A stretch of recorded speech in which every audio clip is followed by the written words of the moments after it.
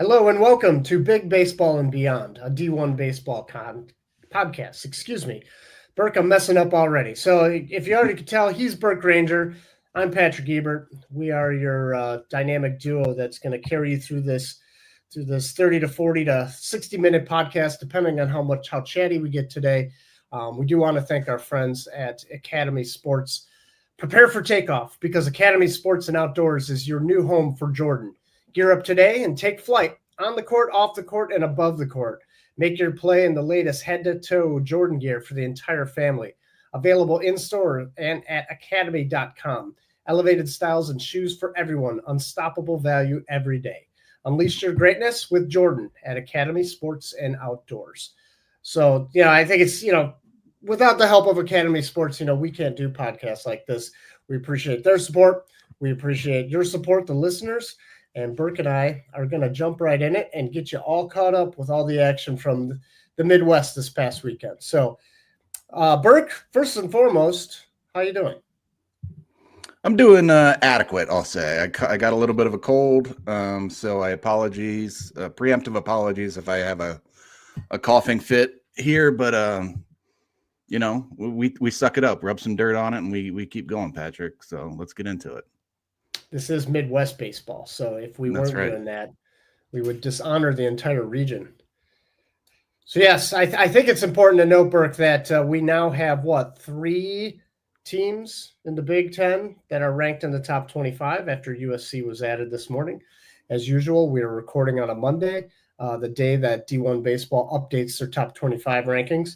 If you have a problem with those rankings, please do not come to Burke and I. We have nothing to do with those rankings. Sometimes we'll throw in a pitch for a team, but most of that is usually done in the offseason after we've done fall reports, just if we have a strong impression. But the USC Trojans, well-deserving on their inclusion. We're going to get to them in just a bit, but we're going to start with our weekly kind of wraparound in the Big Ten, starting on top of the Big Ten standings with Iowa, a team that is now 32-15 overall, 21-6 in conference play. Burke, they dropped 4 spots in RPI, and the RPI is especially important for them. It's at 65 right now, obviously 61 a week ago. They went 1-3 on the week, not great. They lost 2 of 3 at Washington. I'm gonna rant about Iowa in a little bit here, but that was a big weekend for them for more than just what the numbers and all that stuff. They're still in first place. They still got a fairly commanding lead. I just think that was a series. They haven't played any of the West Coast teams yet. That was their first one. For games 1 and 2 were very close. They could have very easily won those games. And I'm not trying to take anything away from Iowa's play. They ran into a very scrappy Washington team. I watched all 3 of those games. And the best way to put Washington is they are a colossal pain in the ass. Just like their at-bats, they ground out. They're pitching, like they're not going to wow you. They're not going to blow you away. They're not going to do any of those things. But they are an absolute pain to deal with repeatedly, and deservedly so. They took 2 of 3 from Iowa. I want to turn this to Oregon, or I should say, Iowa still has Oregon State this coming weekend in Des Moines, which is essentially a home series. It's just not in Iowa City, and then they stay in Iowa City the following weekend for then Oregon. And again, I'm going to talk about that in a little bit. 2 very crucial series for the Hawkeyes. Burke, why don't you tell us a little bit about UCLA and USC from this past weekend? Yeah, so USC, we talked about it. They took 2 out of 3 from UCLA. It was a home game, a home series for USC, but they're playing like an hour south of Los Angeles. Is it Grant Park or Grand Field or something like that? It's in Irvine, I know. Yes, that, yeah, which is closer to Anaheim. So they lost the Friday game and then came back and won the next 2, which is always difficult to do. They've now won 8 straight series. 7 of those are in the Big Ten, and Gonzaga was the other. So the guys talked to Kendall and Aaron and Joe talked about it today on the recap podcast of the weekend's action, but there's not many teams in the country that win 8 straight series. So got to give them credit. Now they're in the top 25. Shout out to Andrew Johnson again. And once again, I'm not talking about the 17th president who was impeached for fumbling the the reconstructions efforts after the Civil War. We're not going to turn this into a presidential podcast as much as I would like it to. Maybe Patrick and I can do that as a side project, but no, you can do that on your own, buddy. But I'm talking about the Andrew Johnson, who's the freshman right-handed reliever for USC. He threw 6 1/3 of good baseball yesterday in the rubber match. Allowed 2 runs, both unearned. One thing to watch with USC is ever since that Penn State series in like early April, Caden Hunter has been pretty pedestrian. He's been fading, and there's like 3 straight starts that just really haven't been good. Now they've overcome that and won those series, obviously, but that's something to keep an eye on down the stretch. Caden Aoki has been solid, and they're still kind of searching for who's going to be the Sunday guy, and it might be Andrew Johnson because he's had 2 really good weekends out of the pen, providing length out of the bullpen for him. So that's the story with USC right now. And UCLA lost the series. I think they got a slight bump in RPI though, right? Like they're up to 11. Yeah. Like it's a true hosting resume that they put together. So I wouldn't be overly concerned about UCLA either. And of those teams at the top that UCLA is competing with, they might have the easiest path throughout the rest of the season. Amongst those contenders, they have Illinois, who's no slouch, and either is Northwestern, the team that they finish out with. But whereas the other ones are beating up on each other and playing Oregon State and Oregon, and like UCLA is kind of in the driver's seat. They control their own destiny if they take care of business these next 2 weeks. In terms of building that postseason resume, they still got 2.5 games back on Iowa to get the Big Ten regular season title. Yeah, with an RPI of 11, you'd think that UCLA is pretty in the safe position as far as a hosting standpoint. You mentioned them playing Illinois and Northwestern, which certainly will not help their RPI. You just hope that it doesn't hurt their RPI that much over the next 2 weeks here as we finish out the season. Just want to point out that, the 3 or the 4 Big Ten teams at the top, Oregon being the other. Oregon and USC are currently tied for 3rd place with 16-8 in conference records. UCLA is just 1 game ahead of them at 17-7. Iowa is 21-6, although they've yet to have their non-con during the regular season. That's happening this weekend with Oregon State. However, they still have a 4-game lead on UCLA, which is significant.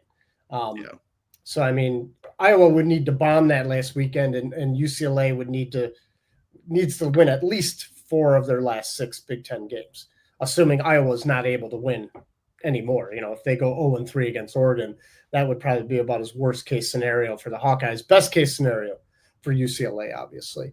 But yeah, Oregon is they moved up 7 spots in the RPI. Big RPI jump now up to 24. They're ranked 5th in the D1 baseball top 25, 33-13 overall. They took 2 of 3 of Michigan State. Friday, they ran into the very best version of Joseph DeZerwa that you're going to face. DeZerwa was very good, as he has been most of the year, with the exception of probably like the last 2 to 3 weeks. I know his last 2 starts weren't great, but he's right back on track for sure. Yeah, he bounced right back. So, which is also good to see. So, but yeah, UCLA, Oregon, USC looking really good as far as the postseason is concerned. Iowa has work to do.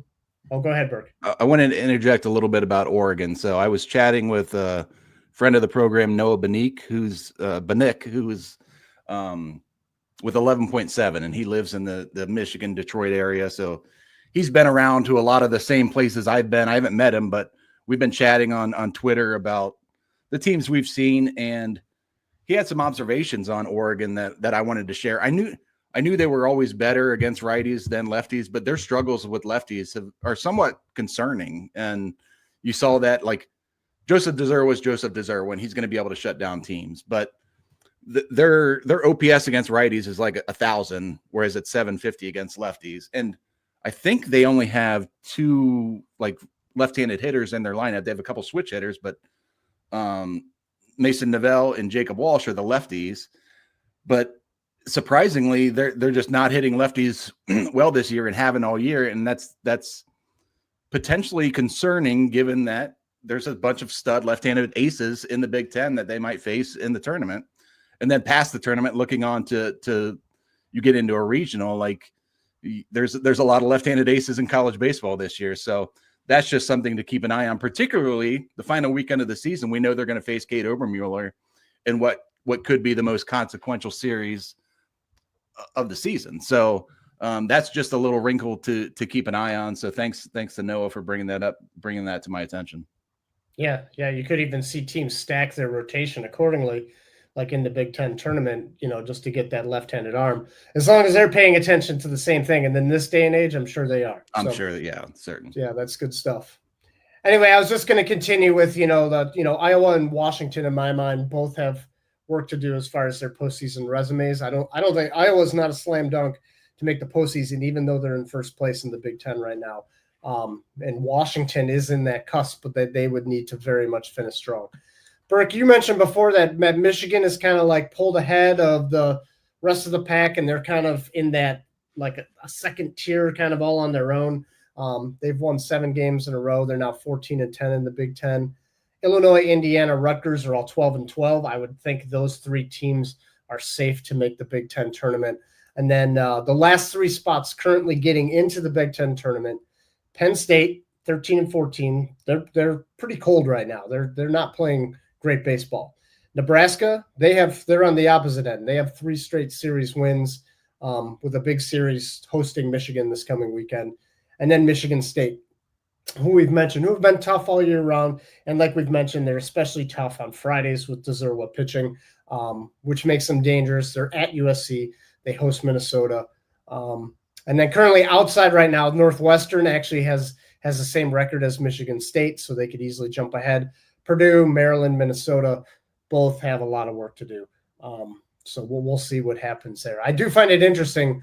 Rutgers and Nebraska, both 2 teams that were on the outside looking in not that long ago, have been playing much better as of late. I'm happy about that, especially just because so I can get a chance to see those 2 teams in Omaha at the Big Ten tournament, get a better look at them, and just see what they're all about. So that is the Big Ten rundown. Anything else you want to add to that, Burke?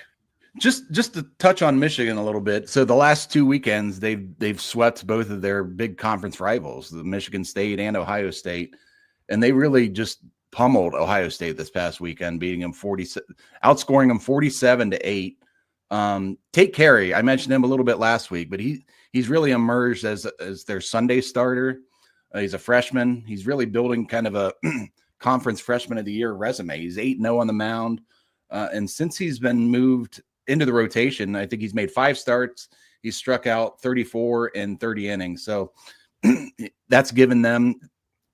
We talked to Patrick at the midway point that one of these freshmen have to step up, and he seems to have done that for him. Dylan Vigneault had a really good outing out of the pen, which is encouraging if they can keep him on track. And then they have Nebraska and Indiana left, so all those teams kind of jockeying for position in Big Ten tournament seeding. So they've just been kind of a fun team to watch down the stretch. Yeah, and I'm looking forward to seeing them this Saturday. I will be heading out to Lincoln to catch a game between Michigan and Nebraska. So I think Vigneault has been pitching on Saturdays lately, so hopefully I get a good look at him. So good stuff, Burke. We're going to change things up a little bit this week. Burke was out at Kent State and Ball State this past weekend. I spent another weekend at the Command Center just soaking in a ton of college baseball action, mainly from the Big Ten. Burke, why don't we start with your personal observation? We each came up with 3 talking points. So we're going to have a total of 6 for a nice half dozen here of things we want to discuss that are Midwest-based, not all Big Ten. And we're going to start with the MAC. And you got a little action this past weekend. Kent State's been playing pretty well, especially the second half of the season. They've forced their way. I believe, is it a 3-way tie on the top of the MAC? It is. It's a 3-way tie now between them, Ball State, and Miami, both at 18-6 overall. So Kent State went into Muncie and took 2 out of 3 against the Ball State Cardinals. Kent State, forever, if you're a college baseball fan, had been the face of the MAC. They were constantly winning the league and representing the MAC in the regionals. And I wouldn't say they've fallen off, but some of these other teams have emerged. Ball State has emerged just with consistent play. We've talked a lot about them and the job that Coach Maloney has done there. And then for years, Central Michigan was a contender with Coach Jordan Bichelle, who's now at Cincinnati. But Ball State or Kent State is back. I think I was impressed with their team, even though the game I went to was on Saturday and they lost like 2-1 in extra innings. But they won on Friday 20-8. They hit 8 home runs. Now the wind was blowing out at Ball State, which it does sometimes, and that's kind of an offensive ballpark.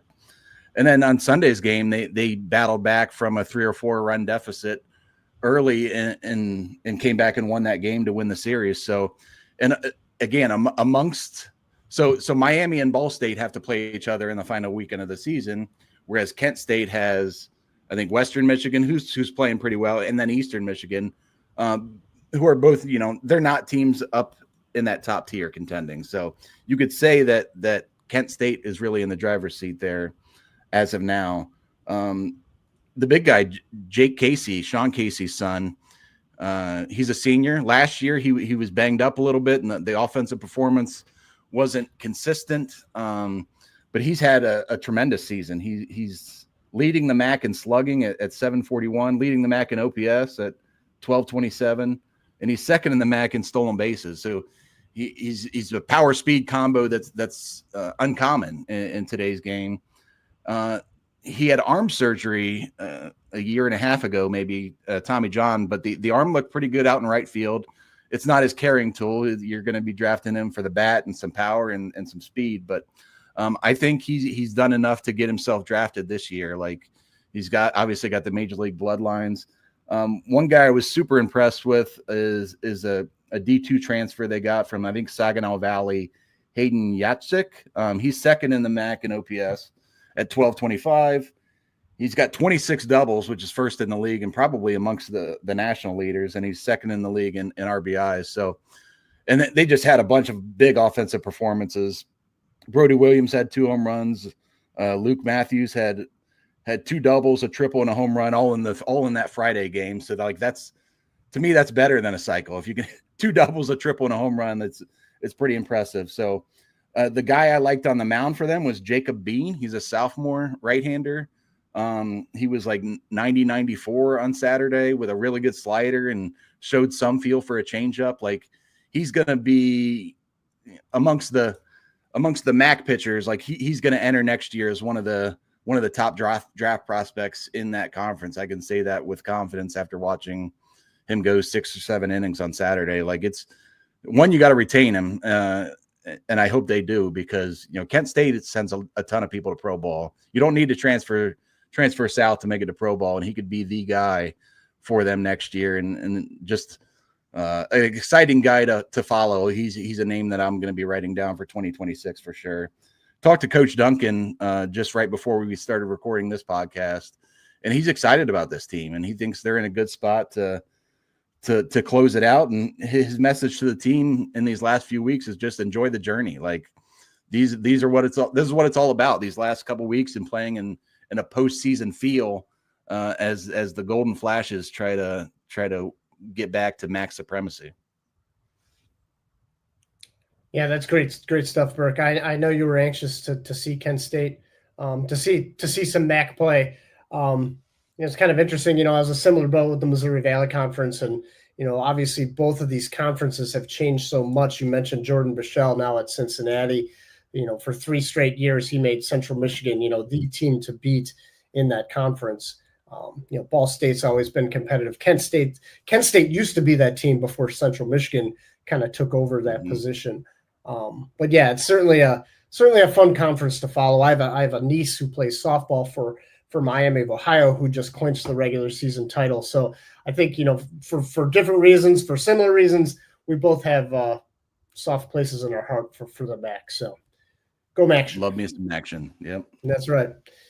My first talking point is going to be on Iowa, Burke, and it's somewhat in response to the interview that Shotgun had with head coach Rick Heller and some of the reaction I've seen, from having lived in Iowa and knowing people that live there or from there or whatever. I get kind of this off the field reaction to some of their opinions and views on some of the things that happened. And I see comments like, how Midwest baseball is underrated and how Iowa baseball is underrated and all these things. And I agree with that to a certain degree. I do think the Big Ten has an unnecessarily uphill battle that they're constantly facing, right? Some of it is brought on to themselves. Some of it is brought on because of weather, right? Like it's just a natural, like, enemy, I guess, of baseball. Like bad weather in baseball is not good. And it makes it difficult when, the season starts in mid-February, when it's just as likely to be -5 outside as it is probably 40 degrees. But still, either temperature, you just can't get outside and play. All those things, there's a lot of talk about pushing the season back, making it more equitable for all teams. Now, with all that said, Iowa started their year at South Florida, and they lost 2 of their 3 first games. The second weekend, I got to see them down at the Stetson tournament, and they lost a tough first game against Notre Dame. They finished 2-1 Notre Dame, but then they rebounded well to shut out both Stetson and UMBC. The following weekend, they lost 3 of 4 against Washington State. Washington State is not a powerhouse team, with all due respect to Washington State. That was held down in Texas, so you're talking about the first 3 weeks of the season. It's not like Iowa went out and like scheduled like these powerhouse teams that really challenged themselves. And even in doing so, they walk away with a pretty not so great record. It certainly didn't help their RPI, which is right now at 65. I would imagine had they won that game against Notre Dame at a neutral site, that would have helped them. Possibly fairly significantly, where, like maybe that 65, that could have given them a 5 to 8 point jump. I don't understand RPI enough to really get into that. But I guess this is kind of my long-winded way of getting into that. Iowa now is faced with a situation where their postseason fate is 100% in their hands. I mean, it always is, right? But especially right now, they are going to play Oregon State in Des Moines, which is 2 hours west of Iowa City. They have a chance to host, where is Oregon ranked right now? They're a top 10 team. Their RPI, they're 5 overall. Their RPI is very high. Even if you don't win that series, you need to win one of those games, right? You need to give yourself an RPI boost. Going 0 for 3 is not good. You are going to severely hurt yourself in doing that. The following weekend, they host Oregon in Iowa City. And that series is more of a must-win series for Iowa for a few different reasons, right? You need something on your resume in the Big Ten. You're coming off a series where you played at Washington, and you did not win that series. You had a chance to win that series. You could argue they had a chance to sweep that series. They lost the first 2 games in walk-off fashion, where Washington really did a great job to rally. They won Friday on a bunt, with a runner on third, good for them. And then on Saturday, they won on a 2-run home run. So pretty significant different ways to win ball games. And then on Sunday, Iowa won convincingly 8-0. So that series against Oregon is going to be huge. And I don't mean to beat a dead horse when I bring that up, but they need to go into the Big Ten tournament with a little different perspective from a national view, when it comes to the selection committee, when it comes to all those different things. They need that thing on the resume that they can point to. Obviously, if they beat Oregon State, that would be another big one, right, from an RPI perspective.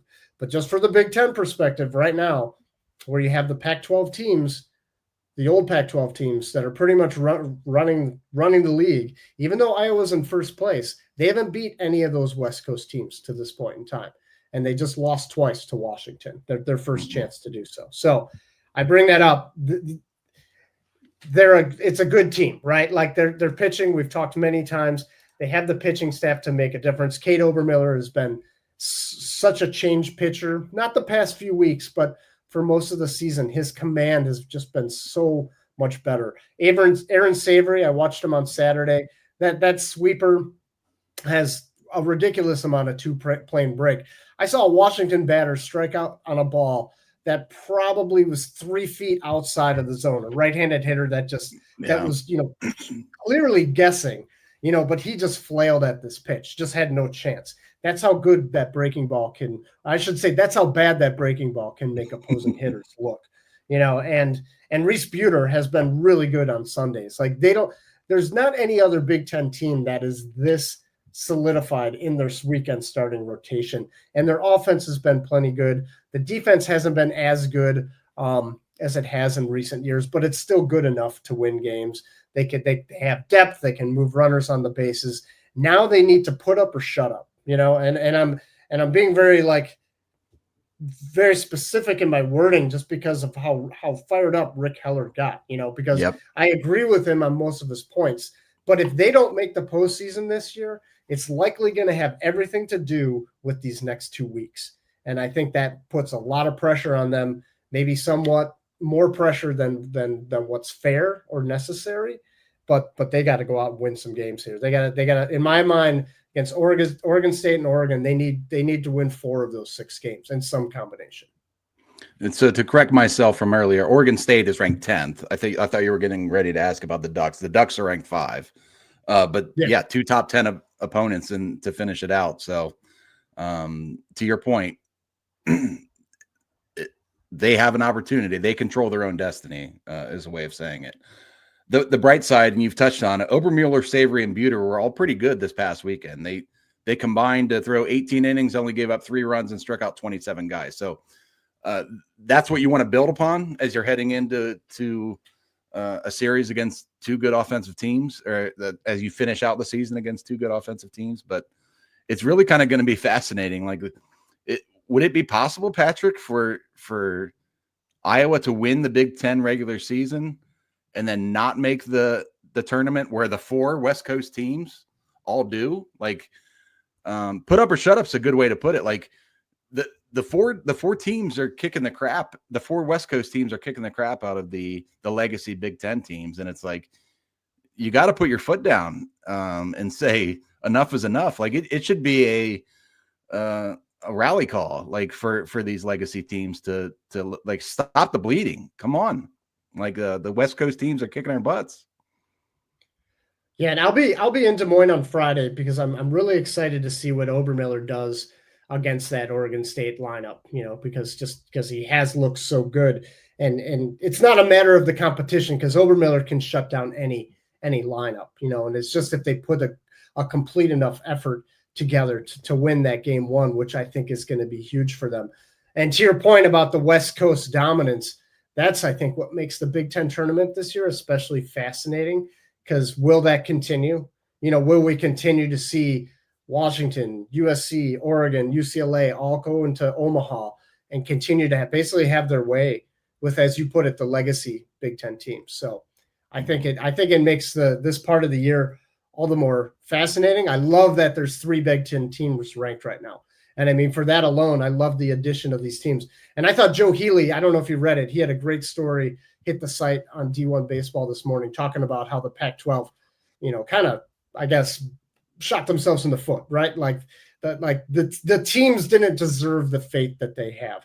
And, he wasn't just picking on the fact that some went to the Big Ten. He talked about the ACC, the Big 12, the Big Ten, these teams that were all in the Pac-12 at one point in time. Oregon State right now is independent.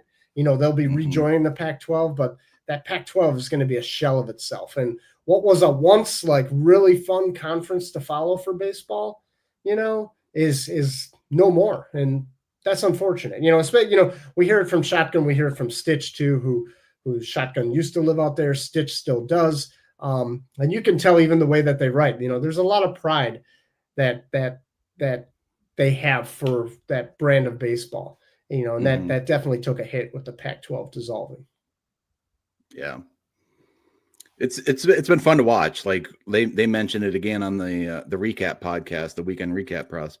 But USC being back in the top 25 is, for college baseball fans that have been around as long as you and I have, Patrick, I'm calling us old, but where we remember when USC was just a powerhouse. And sure, you had that promise when they joined the Big Ten of, hey, we're getting all this college baseball, the rich college baseball history that they have at USC, all the national championships.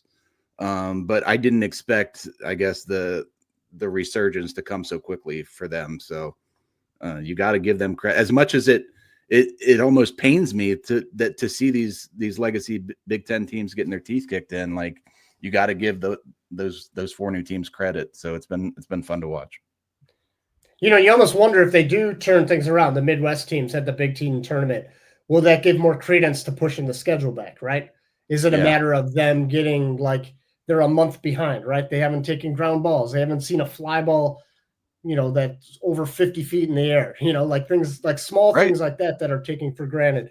One fact that I thought was fascinating that I completely forgot about that Joe brought up in his story this morning, I think it was that USC has not made the postseason since 2015. Right. That is absolutely insane.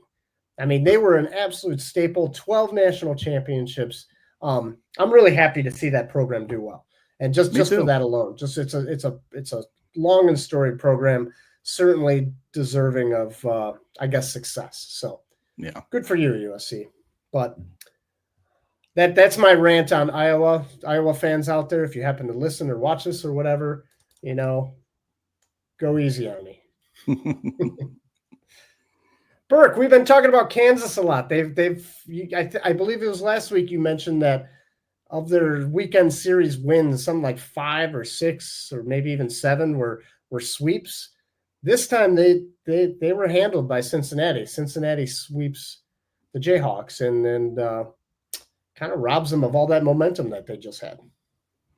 Yeah, Cincinnati, I talked about them. I saw them on opening weekend and talked about them, and they went into the top 25 then, and they've really been up and down. But every time you want to count them out, then they come back and do something like they did last week and totally redeem themselves in the name of Lloyd Christmas, maybe who's the guy who said that in Dumb and Dumber. I think I'm quoting the right person. So they had a statement weekend, sweeping a red hot Kansas team in Lawrence. We got to talk about Kerrington Cross. Jordan Bichelle loves this guy. He's kind of an under the radar guy who's becoming difficult to ignore at this point. He went 9 for 17 on the weekend. On Saturday alone, he went 5 for 7 with 3 home runs and 10 RBIs. It took me entire seasons to get to double digit RBIs, Patrick, in my playing days. Yeah. And the guy, Bichelle loves everything about him. Is his fire. Like he calls him, maybe the most important player in college baseball for what he is and what he means to that team. They have a senior outfielder, Landon Vidorek, I think is his name. I think I'm pronouncing it right. But he had a big weekend at the leadoff spot. He went 7 for 16, at least 2 hits and a home run in every game. 7 RBIs on the weekend. He's leading the Big 12 with 30 stolen bases. He's only been caught once. And then Nathan Taylor, their Friday guy, big 6'5", 230 sophomore. Super impressed with him. He's 5-1 with a 2.54 ERA, a 26.5% strikeout rate. And then Kalen O'Connor was good on Sunday. So, and that Saturday game was the 18-14 slugfest that Cross had 10 RBIs in. So not a lot of pitching standouts in that one, but you see they're up to 43 in the RPI. They've been hanging in there. Like, don't let them hang around. Like this is a Jordan Bichelle coach team. And just like he did at Central Michigan, you don't want to face that team in a playoff environment with how much pressure they apply to the opposing defense. Things can get out of hand when they're laying down bunts and going nuts in the dugout and sprinting down to first after getting hit by pitch. It's just, he brought that style of play to Cincinnati, and someone who lives in Ohio, it's just fun to watch. It's fun to have that excitement in the Buckeye State because the Buckeyes sure as hell ain't providing it this year. But I think the Buckeyes will be fine. But by the way, it's been a breath of fresh air with Jordan Bichelle in Cincinnati. It's been fun. Yeah. I covered Central Michigan in a couple, I think 1, maybe 2 regionals, and always enjoyed talking to Bichelle for the fall reports and everything like that. No surprise at all that as he's having success at Cincinnati. And you almost wonder with someone like him, if and I'm not trying to get ahead of myself but where is he gonna, could he be on, is this like a stepping stone for another landing spot for him from a coaching perspective? Certainly because he seems to have that potential. So yeah, it's been fun. Obviously, I'd like to keep him around. Yeah, I mean, me too. I'd like to keep him in Midwest. I mean, he's a Wisconsin guy. He's a Green Bay Packer fan. all those reasons and more. I want him to stick around in the Midwest and continue to do what he's done. I didn't know he was a Packers fan. Like, he can go take the Mississippi State job now. Yeah. Well, that's because you're some random Cowboy fan in Ohio. So that's true. Like, how many teams do you have to choose from? Like 5? Like what? I like to be contrarian, Patrick. I'm not gonna root for just the same teams my friends root for, the Browns and the Bengals. Like, you got to go elsewhere. And we had some good years in the 90s with the Cowboys. Not so much since, but when Jerry Jones dies, that's actually that's really contrarian, being a Cowboy fan right now. That's about as contrarian as you can get. So well done. I'll take that as being, a Packer fan. Good job, Burke.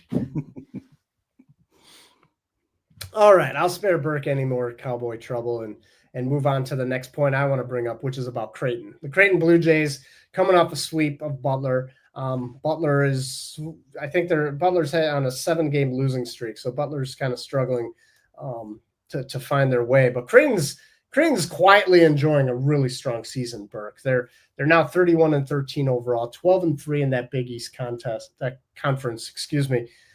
Last year they missed the Big East Conference tournament, which only brings their top 4 teams with them to your neck of the woods there in Ohio. Simply because the Creighton was not good in conference play. I think they had over 30 wins, but they were really good non-con early in the season. They were really good midweeks. And in fact, I don't think they lost a single midweek game. And I think they specifically went 3-0 against Nebraska, which is pretty significant, last year's Nebraska team. This is Ed Servais' 22nd and final year as head coach. He's hanging him up after the end of the season. I'm pretty excited. I'm gonna head out to Omaha this weekend and hopefully get a chance to catch up with Coach Servais and see the Blue Jays for myself. They host Xavier.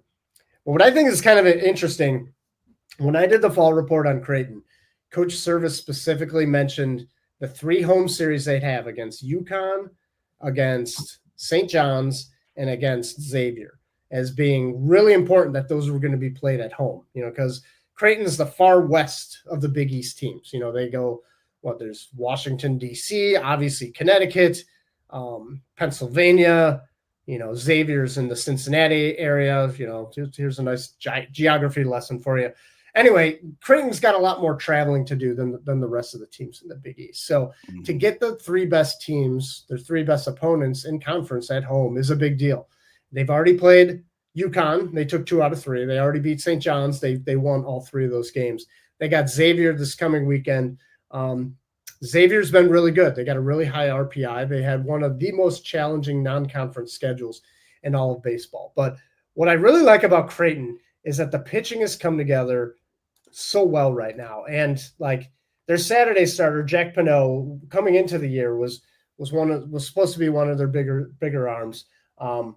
I think he just made his 6th start. So I haven't talked to Coach Servais about this yet. I'm assuming he was dealing with some kind of injury early in the year, but he's been really good as of late. Their Friday guy, Dominic Cancellari, has been really strong as of late too. I think he also got off to a slower delayed start. They have a freshman on their Sunday, Wilson Majors, and their closer, Grant Langrel, is one of the best closers in the nation that probably most people haven't ever heard of. They have depth on that pitching staff. They have an overall ERA of 3.98, which you just don't see in today's day and age. Certainly among the national leaders. Usually Coach Servais' team are known for like the deep bullpen and their fielding percentage. Their defense is always excellent. This year, not as great. Their infield defense hasn't been as solid.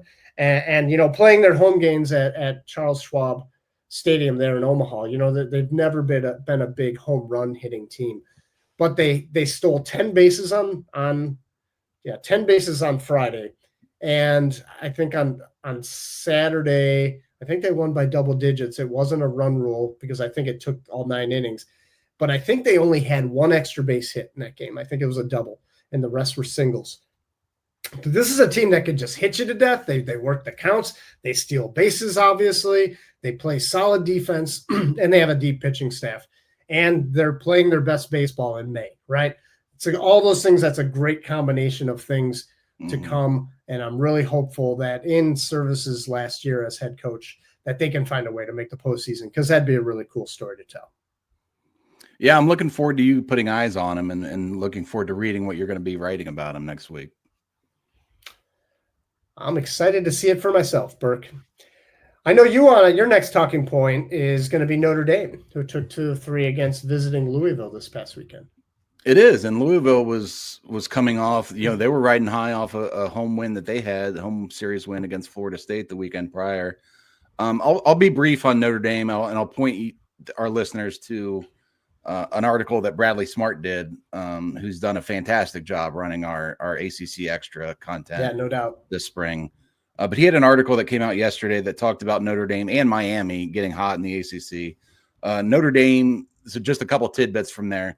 Notre Dame has won 9 of their last 10 in the ACC. And this was after, I think, a 4-14 start in the league. So those wins were against Stanford, sweeps against Stanford and Cal, and then they took 2 out of 3 against Louisville.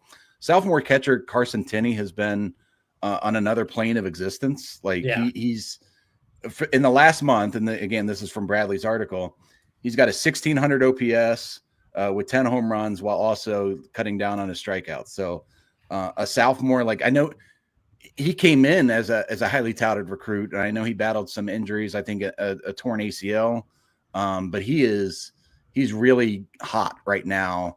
And as a sophomore and a member of the 2026 draft class, just, excited to have him as a draft follow next year. They got good starting pitching over the weekend. Jack Riddell was a tough luck loser in the opener on Thursday. They did that series from Thursday to Saturday. Rory Fox on Friday was pretty good. 7 innings, gave up 2 runs while squaring up against Patrick Forbes, the fireballer for Louisville, who had been out a couple weeks. Jackson Denise was good on Saturday. So Notre Dame they have Bowling Green, which is a quality non-con series this coming weekend, and then they face off against that red hot Miami team who is sniffing the top 25. Right now, the Fighting Irish are the 11th spot in the ACC tournament. They Virginia Tech and Pitt are kind of battling it out for those last 2 spots, but they're in a good position. Whereas you could basically write them off at the halfway point, but they've been hot down the stretch, and it'll be I don't think they've made the postseason in the last 2 years. So it'll be good if they can get in and see what they can do in the ACC tournament in Charlotte, which is now a single elimination tournament, which is kind of a cool format. But to what you were building on, Jack Riddell, Rory Fox, Jackson Denny's, you have these 3 starters that are pitching really well right now, and they've established themselves. They've got some depth there. You put them in a single elimination tournament, and that I think they're dangerous. With those 3 guys going on the mound and pitching as well as they all are right now. I'm really just interested to see what the Irish do at that tournament. So that's good stuff. Burke, my last talking point, I want to bring up Nick Rodriguez of Missouri State. Missouri State's second baseman is on a 32-game hit streak right now. I think it's flying a little bit under the radar, but certainly, talking to Missouri State head coach Joey Hawkins, and even their SID, they both, made it a point to repeat themselves a couple times. The fact that he's not an All-American contender. He should be an All-American, right? And they just wanted to make sure that they shared the stats with me, how well he's hitting. Everything he's doing right now, hitting, on base, slugging, it all checks out. He has 138 total bases. He's got 20 doubles, 16 home runs. He's batting .372.